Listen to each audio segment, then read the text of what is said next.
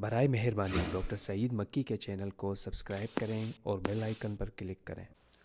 الحمد للہ رب العالمین والصلاة والسلام علی اشرف المرسلین وعلی آلہ وصحبہ اجمعین وبعد۔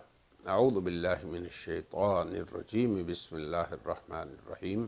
انما یخشی اللہ من عبادہ العلماء، وقال النبی صلی اللہ علیہ وسلم ان اللہ لا يقبض العلم انتزاعا ولكن بقبض العلماء، وقال أيضا العلماء ورثة الأنبياء، وقال الله عز وجل كل نفس ذائقة الموت، صدق الله العظيم وصدق رسوله النبي الكريم۔ برادران اسلام، آج کی یہ ہماری پہلی مجلس ہے جس میں سب سے پہلے میں ایک عظیم ہستی جو استاد الاساتذہ، رأس المحققین والمدققین اور ایک انتہائی مجاہد اور معمر محدث حضرت علامہ خالد محمود صاحب رحمہ اللہ، ان کی تعزیت کرنا چاہتا ہوں، انہیں خراج عقیدت پیش کرنا چاہتا ہوں۔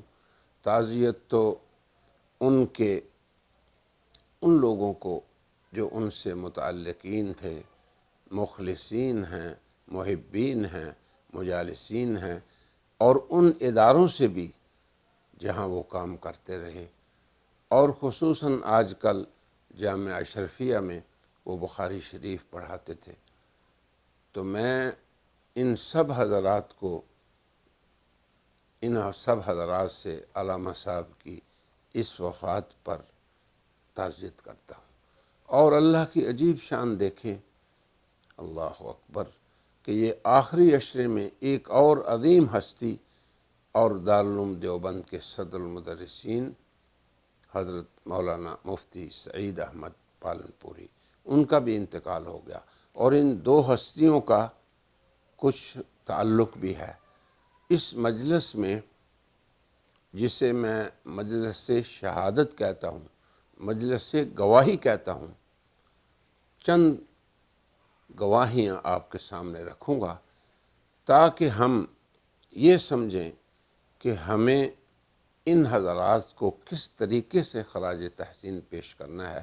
آج کی مثل چونکہ حضرت علامہ خالد محمود صاحب رحمہ اللہ سے متعلق ہے، تو میں ان کے بارے میں دو چیزوں کا ذکر کرنا چاہتا ہوں، اہل علم حضرات سے اور ان کے مربع حضرات یا تلاميذ یا محبین سے۔ پہلی بات یہ کہ علامہ صاحب کے بارے میں ہمیں کیا نہیں کرنا چاہیے، چونکہ یہ چھوٹی چیز ہے، مختصر ہے، اس لیے میں نے اس کو پہلے بیان کرنا ہے۔ یاد رہے کہ جن دو ہستیوں کا آپ کے سامنے میں نے نام لیا ہے اور یہ کہا ہے کہ ان کا باہم تعلق ہے، آخری عشرے اسی رمضان کے جن کا انتقال ہوا اور اللہ کے ہاں انشاءاللہ مقبولین اور مغفورین بندوں میں سے ہیں، حضرت مولانا مفتی سعید احمد صاحب، ان کی سوانح عمری ایک شاگرد نے مجھے بھیجی، جس میں ایک کلمہ شروع میں تھا پیدائش، اور آگے لکھا ہوا تھا کہ یہ سوانح عمری خود حضرت نے لکھی، نامعلوم۔ اب اس کلمے کو، یہ ایک شہادت ہے جسے میں پہلی شہادت کہتا ہوں، اور دوسری شہادت حضرت مفتی سعید صاحب رحمہ اللہ کے ایک شاگرد خاص جو محدث اور شیخ الحدیث ہیں، انہوں نے مجھے یہ کہا کہ مفتی صاحب نے مجھے کہا کہ میں بھی علامہ خالد محمود کا شاگرد ہوں۔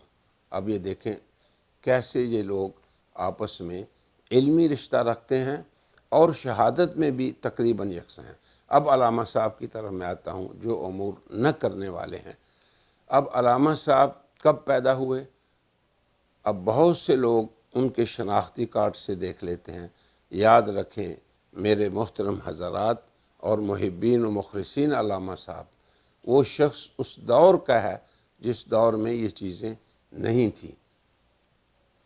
اس دور میں ایسا نظام معمول بھی ہی نہیں تھا کہ ایک بچہ پیدا ہوا، کہاں پیدا ہوا، پھر سرٹیفکیٹ، یہ چیزیں نہیں تھیں۔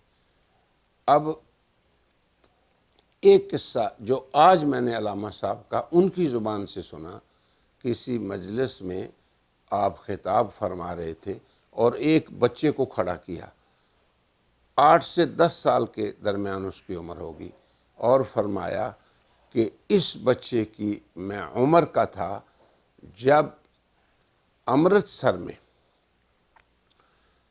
مولانا محمد علی جوہر، مولانا شوکت علی جوہر اور ان کی والدہ محترمہ ایک جلسے میں تشریف فرما تھے۔ تو اماں نے کیا بیان کیا، اور یہ جس کا مفہوم ہے کہ میرے یہ دونوں بیٹے خلافت پر قربان ہوں۔ اب علامہ صاحب نے کہا کہ میں اس مجلس میں موجود تھا۔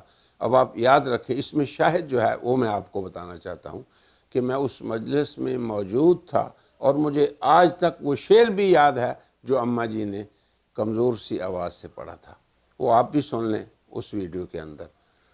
تو علامہ صاحب نے جس شخص کی والدہ اور اس کے بڑے بھائی مولانا شوکت علی کا ذکر کیا، اور خود مولانا محمد علی جوہر، مولانا محمد علی جوہر کی تاریخ وفات یا سن وفات 1930 ہے۔ اور کب ہوئی ان کی وفات؟ کہ وہ یورپ کے دورے پہ تھے، تو واپسی پہ فلسطین آئے، بیت المقدس آئے، وہی ان کی وفات ہوئی اور وہی مدفون ہیں۔ جو لوگ انگلینڈ وغیرہ سے یا دوسرے ملکوں سے فلسطین کے لیے جاتے ہیں، وہ ان کی قبر کو بھی جانتے ہیں اور سن وفات کو بھی۔ اب آپ یہ دیکھیں کہ جو شخص اس شخص کو دیکھتا ہے اور سنتا اور سمجھتا ہے اور ہوش مندی کی عمر میں ہے، جس کی سن وفات 1930 ہے، اور یہ نہیں کہ اس مجلس میں شریک ہونے کے بعد مولانا محمد علی جوہر نے وہیں سے انگلینڈ کا سفر کیا اور پھر واپس آ گئے اور پھر ان کی وفات ہو گئی، ایسی بات نہیں ہے۔ بات سمجھنے کی ہے کہ 1930 میں حضرت علامہ اگر 8-9 برس کے تھے، اور اگر 25 میں ان کی پیدائش ہوئی، تو لازمی یہ جلسہ 2-2.5 سال پہلے ہو، تو 1927 یا 28 میں 3 سال کا بچہ، وہ خود علامہ صاحب فرما رہے ہیں کہ میں اس بچے کی عمر تھا۔ اس لیے کہنے کا مقصد یہ ہے کہ مولانا سعید صاحب نے خود لکھا نامعلوم۔ اب علامہ صاحب کو آپ محض ان کی ایسی بات میں الجھ رہے ہیں یا الجھا رہے ہیں لوگوں کو جس کا کوئی فائدہ نہیں۔ میں آپ کو اس سے بھی بڑی بات بتاتا ہوں کہ ہماری تاریخ اسلام میں ہمارے اسلاف بڑے بڑے ایسے گزرے، اب میں نام اس لیے نہیں لیتا کہ بات کہیں بڑی نہ ہو جائے، جن کی وفات اور سن ولادت دونوں نہ معلوم ہے۔ تو اس سے کسی کی شخصیت پہ فرق نہیں پڑتا۔ علامہ صاحب وہ شخصیت ہیں کہ آپ ان کے سیرت کو دیکھیں، ان کے علوم و معارف کو دیکھیں اور ان کی علمی خدمات کو دیکھیں۔ بلکہ میں نے ایک سلسلہ جو قطرات کے نام سے فیوضات علامہ میں شروع کیا ہے، میں نے یہی اس میں درخواست کی ہے کہ علامہ صاحب ایک ایسا طائر لاہوتی تھا جو ایک جگہ ٹھہرے نہیں، عام مشائخ کی طرح نہیں تھے کہ کسی ایک مدرسے میں بیٹھے، ایک جگہ پڑھایا اور پھر وہیں ساری عمر گزار دی۔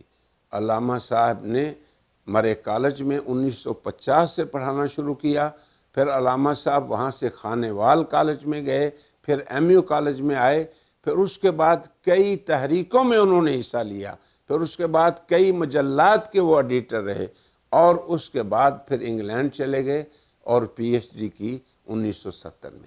تو اب آپ سے میں یہ پوچھنا چاہتا ہوں کہ ہمیں کیا ضرورت ہے الجھنے کی ان مسائل میں جن کے اندر کوئی فائدہ نہیں۔ آپ یہ دیکھیں کہ اس شخص کی سیرت، جب وہ ایک کالج میں پروفیسر تھا، ساتھ ایک مسجد میں خطیب بھی تھا، کیسی سیرت تھی، کیسی سادگی تھی، اور کس طریقے سے انہوں نے کالج میں نوجوانوں کی تربیت کی۔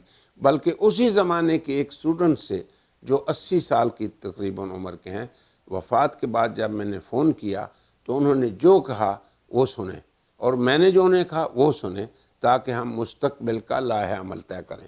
میں نے ان سے کہا شاہ صاحب، فون کیا تو انہوں نے فوراً فوارے کی طرح پھوٹے اور کہا کہ حضرت مولانا حجت اللہ علی ارضہ، وہ دنیا سے چلے گئے۔ پھر آگے میں ان سے بات کیا کرتا، انہوں نے یہ کہا کہ ابھی یہ رمضان گزرتا ہے تو حضرت میں آپ کو مزید اس پہ بتاؤں گا کہ وہ ہمیں کالج میں ہماری کیسے تربیت کرتے تھے۔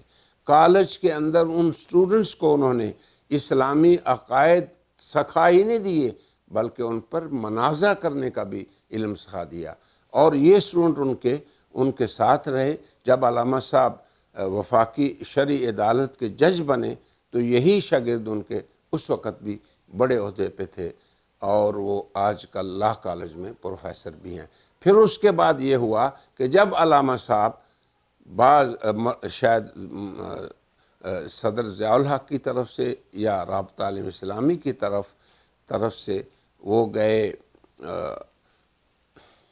جنوب افریقہ میں، کیپ ٹاؤن میں، اور مقدمہ لڑا، تو یہ ان کا شاگرد جو پاکستان کا معروف وکیل تھا، یہ ان کے ساتھ وکیلوں کو ٹرین کرتا تھا۔ اب آپ دیکھیں کہ علامہ صاحب کی زندگی کے یہ پہلو ہیں جن پہ میری درخواست ہے کہ علامہ صاحب جس ملک میں رہے، جس شہر میں رہے، جس ادارے میں رہے، ان کی خاص علمی مجلس رہی۔ ان کے مجالسین کو یہ چاہیے کہ وہ اپنے اپنے دور کی وہ شہادات نقل کریں، جمع کریں، اور پھر ان سب کو جب جمع کیا جائے گا تو ان کی سوانح عمری یا سیرت ہوگی، اور ہمارے لیے درس عبرت ہوں گے۔ تو آج کی مجلس جو پہلی مجلس ہے، میں اسی پہ اکتفا کرتا ہوں، اور آپ سب حضرات سے میری یہی درخواست ہے کہ آپ ان کے شاہد بنیں ان کی سیرت پہ، اور پھر ان شہادتوں کو ایک جگہ قلم بند کرائیں، تاکہ ایک جامع سیرت ہمارے نوجوانوں کے لیے ایک قدوہ ثابت ہو اور ایک نمونہ ثابت ہو۔ اور یہ ہے وہ کام جو کرنے کا ہے۔ پہلا کام نہ کرنے کا ہے، اس میں نہ الجھیں، اس کا کوئی فائدہ نہیں۔ وآخر دعوانا ان الحمدللہ رب العالمین۔